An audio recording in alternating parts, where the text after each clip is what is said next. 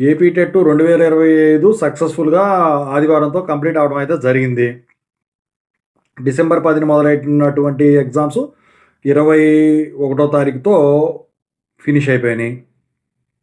జనరల్‌గా ఏంటంటే, ఈ టెట్టు, డిఎస్సి అయన్నీ అయిపోయిన తర్వాత కోర్టుల కేసులు ఉండేవి. అంటే పిటిషన్‌లు వేసేవాళ్ళు.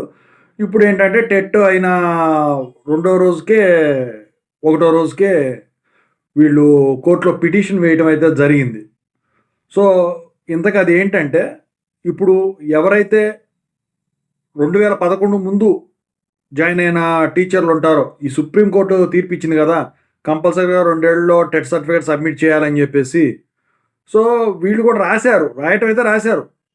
కానీ చాలామంది టీచర్లు ప్రభుత్వం అధికారులు ఉంటారు గదా! ప్రభుత్వం తరఫున అధికారులు. సో, వాళ్ళ దగ్గరికెళ్ళి లబోదిబో అని ఎడుతున్నారు.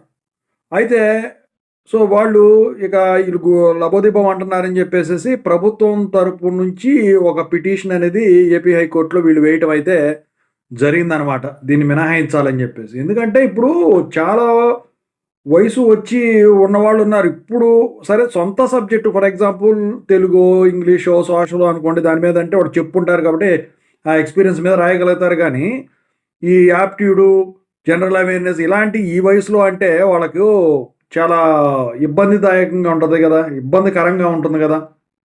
సో, అందుకని జెప్పేసి వీళ్ళు అదే కాదు అక్కడ చెప్పడం అయితే జరిగింది. మొత్తానికైతే పిటిషన్ అయితే వేశారు. కోర్ట్‌లో కేసయితే పడింది.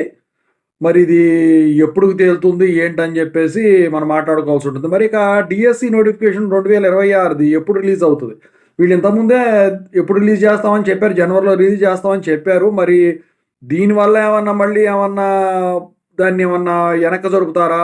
చూడాల్సి ఉంది అనమాట. ఎందుకంటే ఇప్పుడు టెట్ రాసుంటే వీళ్ళకి సర్టిఫికేట్ ఇచ్చేస్తారు. ఎక్స్‌పీరియన్స్ ఉన్న టీచర్‌లకి ఆల్రెడీ గవర్నమెంట్ జాబ్ చేస్తున్న వాళ్ళకి. డీఎస్సీతో పనేముంటది వాళ్ళకు? అయితే మరి ఇక ఏం చేస్తారో చూడాల్సుంది. మొత్తానికైతే కోర్ట్‌లో కేసు ఫైల్ అయింది దీని మీద.